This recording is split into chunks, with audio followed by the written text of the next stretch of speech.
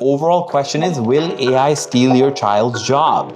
No. Yes, yes, yes. Hi, I'm Akansh. Hi, I'm Ria. We're the founders of Lucidus Career Clarity Game, and welcome to episode 1 of Lucid Heads. Lucid Heads is where we debate important topics. We flip a coin to decide who's for or against the topic. We each get 5 minutes to make our stance and 3 minutes to make our rebuttal. And in the end, we reveal our actual stance. So are you ready?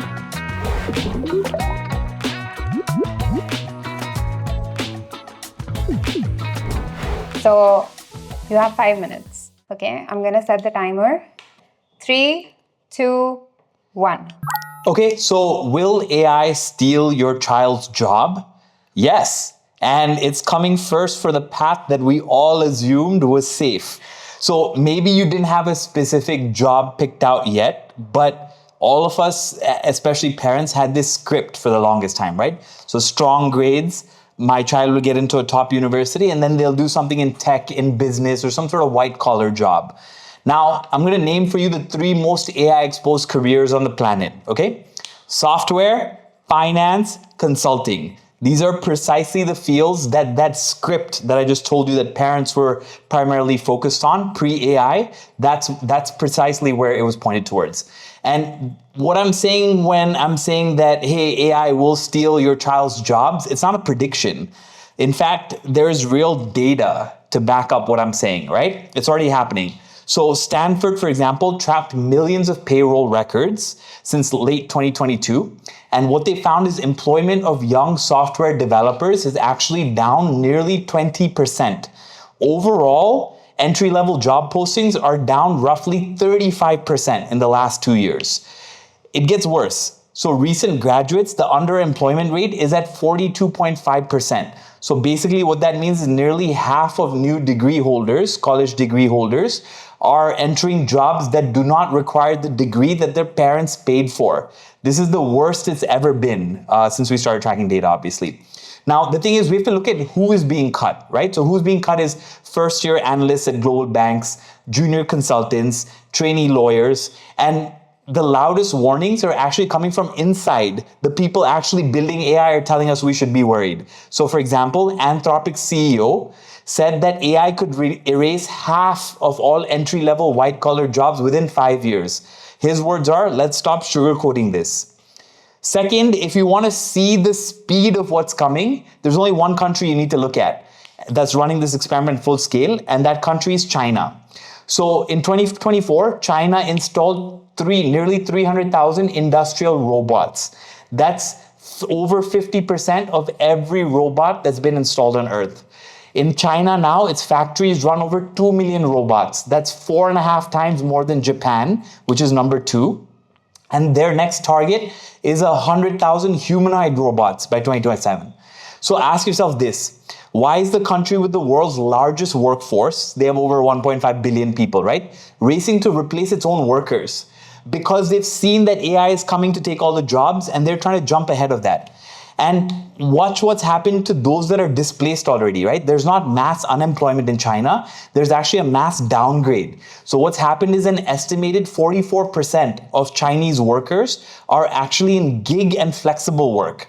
So China automated its factories in a decade, and that is the speed at which this will happen to other countries once it starts. And that same speed is now being pointed at all the offices where we planned on sending our children.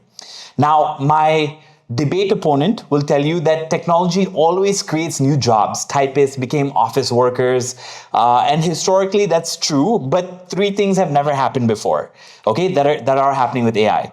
The first is muscle versus mind. So, for example, in the past, the tractor took the plow, so the farmer's daughter then went to work in the office. But now AI is taking the office. So where does that farmer's daughter go now? Second, speed. It took electricity 40 years to reach 100 million people. It took the internet about 15 years.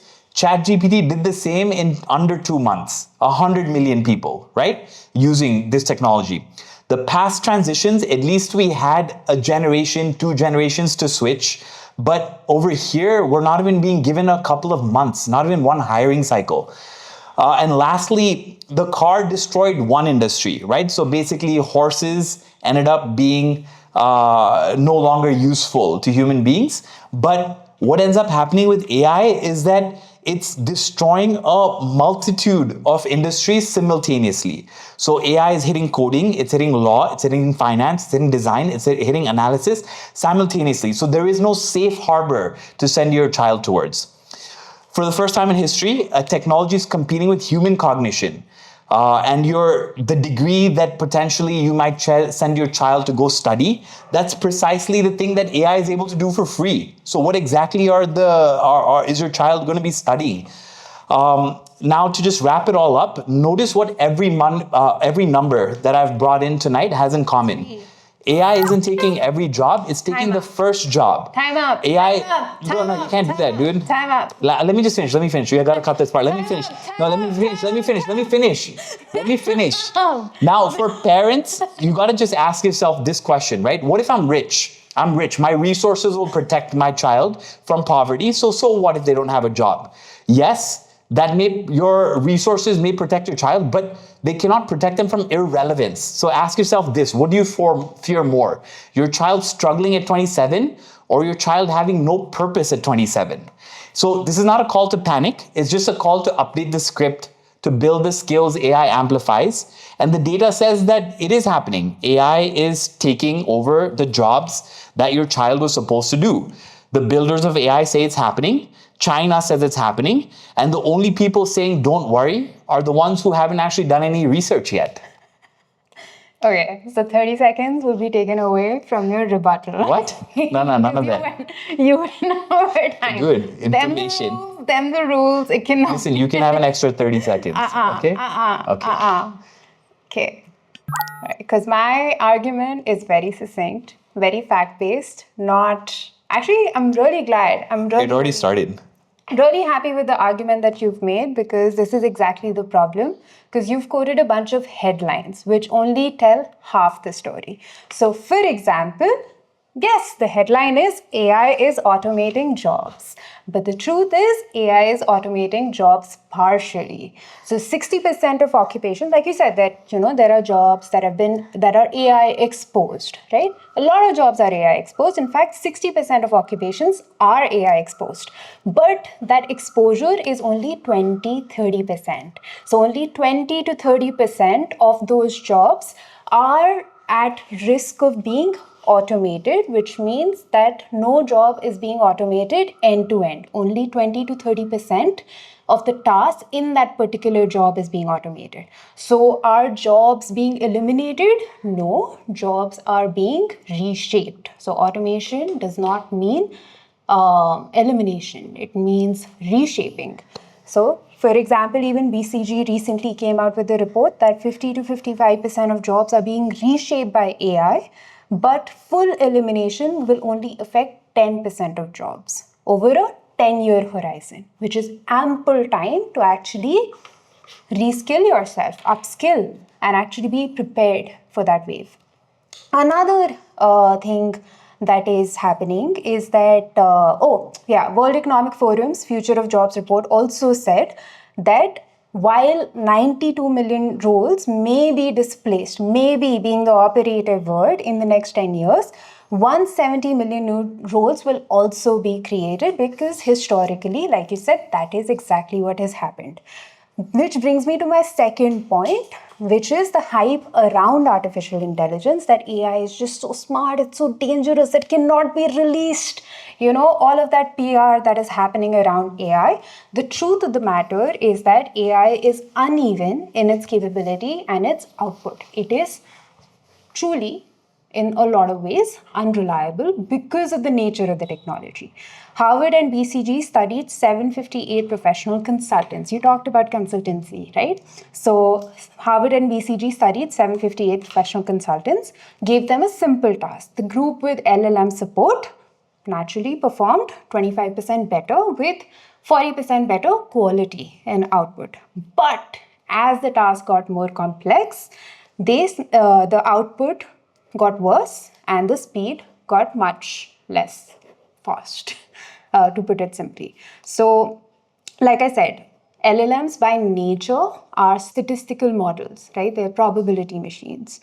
They produce hallucinations, so they are confident, but confidently wrong. In fact, like I came across a very funny story, which was like Air Canada had to, in February 2024, they had to pay damages after its AI chatbot invented a refund policy that did not exist. Also, you talked about muscle versus mind. I think it's still muscle versus mind. In fact, I think it's neuroscience that says that it is still muscle versus mind because the human-human connection is stronger than we realize. When a doctor expresses empathy to a patient, it actually reduces cortisol levels in a patient. This is a biological event. No AI system or robot can elicit it. When you come across a problem, most people want to speak to a human. Customers want humans, right? So 79% of consumers strongly prefer human customer service over AI agents. Another claim that is being thrown around, a headline, is that AI is everywhere, right? But AI adoption has many hurdles to overcome. The same way internet was supposed to make physical retail, traditional banking, in-person services obsolete 25 years later, 26 years later, they still exist, right?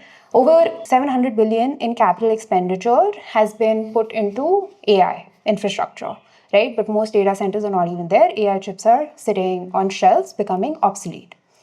It's also hard to project the cost of integrating AI, right? Like Uber spent their entire year's budget within a quarter, right? So 42% of executives have only partial visibility into their company's actual AI spending, which makes it hard to integrate AI into institutions. Another headline is that AI has already taken jobs, which is what you were talking about, that entry-level jobs and all of that. But there is a boomerang effect, which is that 50% of companies that reduced headcount due to AI will be forced to rehire for those same functional areas by 2027. This is Gartner saying that. In fact, Klarna had fired 700 customer support agents, deployed an LLM chatbot, and initially celebrated $10 million in savings. But they had to reverse that. Done? Done? I'm done? Okay, I have more, but I can keep going. Point being that you spoke of headlines, I spoke the actual facts, the full story. Okay, cool. So there's a couple of points. Sorry, you have 1 minute 30 seconds. No, I have 2 minutes. No, 1 minute 30 seconds. Come on. Okay, me too. Yes, fine. So there's a couple of points you raised. The first is you said new jobs. Basically, the gist of it was you said new jobs always emerge. So for example, social media managers didn't exist in 2005. But then once social media came, a new job was created, right? And history agrees with you. So you talked about this MIT study, 60% of today's jobs didn't exist in the 1940s. That's not a study. But watch who gets the new jobs and when. Now, social media manager roles went to people who already had marketing experience. Today's AI roles will go to experienced professionals adding AI to their toolkit. New jobs are real. I'm not denying that. What my argument is that new entry-level jobs are the question, and your child's entry-level job is no longer going to exist. Now, as a parent, parents may say, and you were also saying, well, but AI augments humans. It doesn't replace them. This is true, but basically what it means is that one augmented senior level worker does the work of 5 junior level workers. So firms are not firing everyone. Yes, they're rehiring people, but they're not hiring the next generation. So your child isn't fired, but they were never even hired to begin with. Lastly, you're saying creativity, empathy, and judgment are safe, but please remember that this is the dumbest version of AI. So the things that you're saying right now, you're acting as if I'm not saying the jobs will be gone tomorrow. What I'm saying is 10 years from now, 15 years from now, 20 years from now, you cannot bet your child's future on, AI will stop improving, because that is the riskiest bet to make, right? So in conclusion, what I'm suggesting is that sensible families need to do what they do with any major decision, which is read the data before committing. They don't need to worry, but they do need to do their due diligence. My opponent needs everything to go right. New jobs, the technology needs to arrive on time, entry-level workers need to be given job, the skills that your child develops have to match what the new jobs are. To prove that AI will steal your child's jobs, only need one thing to go wrong. So which side of the bet do you want your child's future to be on? Actually, that's inconsistent. That's not true. Okay, time out. Okay, your time is up. My time for rebuttal. Also, you went over time. Okay, cool. So my time for rebuttal. People who say that this is the dumbest version of AI are people who don't understand the nature of the technology, because by nature, it's just a probability model which will always hallucinate. So I'm not going to get into that debate.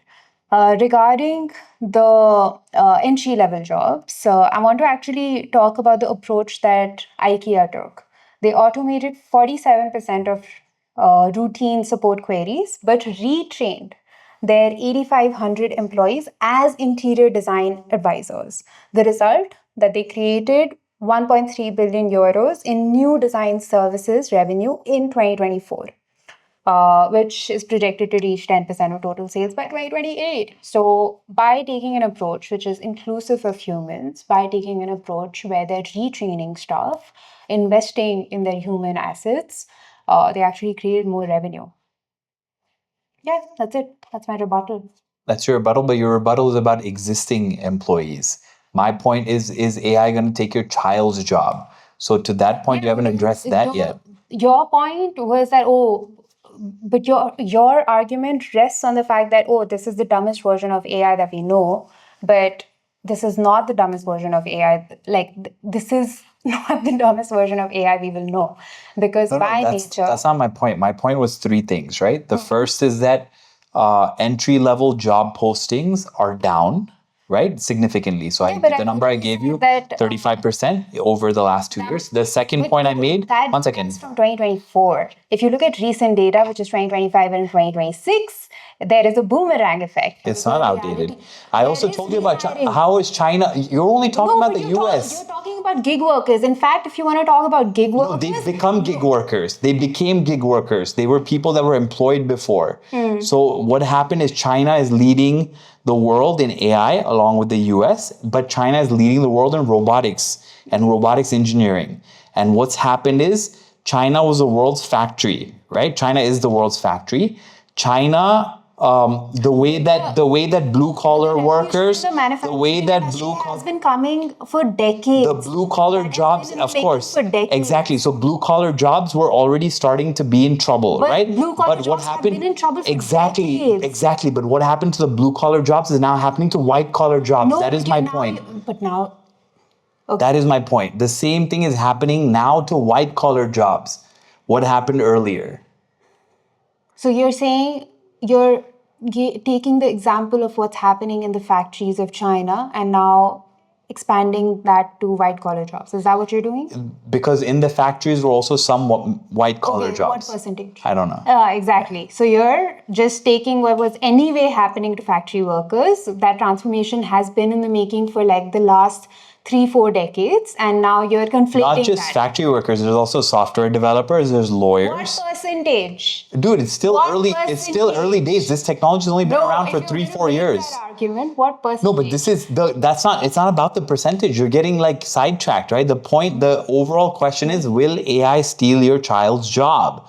No. Yes. No. Yes. No. Yes. Okay, so this is a great way Starting. to end the debate. All right, so that was our stance for the debate, for the purpose of the debate. What's your actual stance?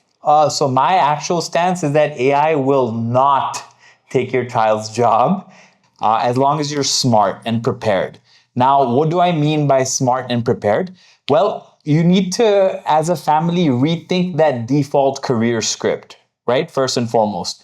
Second, you need to build skills that amplifies the human being rather than focusing on what AI can easily replace and do. So monotonous, repetitive tasks no longer, right? Entry-level jobs, they don't really exist anymore. So you need to focus on upskilling, becoming more specialized, going deeper actually. People are saying, oh, knowledge is free. You don't really need to study anymore. No, that's the opposite. You don't know, like Ria pointed out, you don't know when AI hallucinates. You don't know when it's accurate, not accurate. So actually you need to be more of an expert in your field, at least at this stage, at this point in time, and actually in order to be able to understand how this technology can help you. The last thing I'll leave you guys with is worried parents prepare, comfortable parents get surprised. You want to be a worried parent in this situation. It's a good thing, and Lucidus can help you alleviate that worry and move towards clarity. How about you? What was your stance? I think it depends. And it depends on a lot of things that you said, right? Will AI come for your job? Yeah, if you're not prepared, right? Like you said. But there's also, like we already covered, there's a lot of hype around what kind of jobs AI will take. AI is super intelligent. That's not the case, right? There's a lot of nuance to this debate, which I think gets lost in headlines. And I think for parents, it's extremely challenging because you're raising a kid in a world that's very uncertain. There's a lot of anxiety around so many things, especially what career to pick. One way to mitigate that worry, that risk, is to help your child get exposed to experiences and get exposed to real world experiences early on. Dig a little bit deeper, right? That's what I would recommend. Yeah. So my response is it depends, but largely I would say no, as long as you're, like you said, you're smart about it. That's it for Lucid Heads. Help your child explore, evaluate, and prepare for careers of the future. Get career clarity with Lucidus.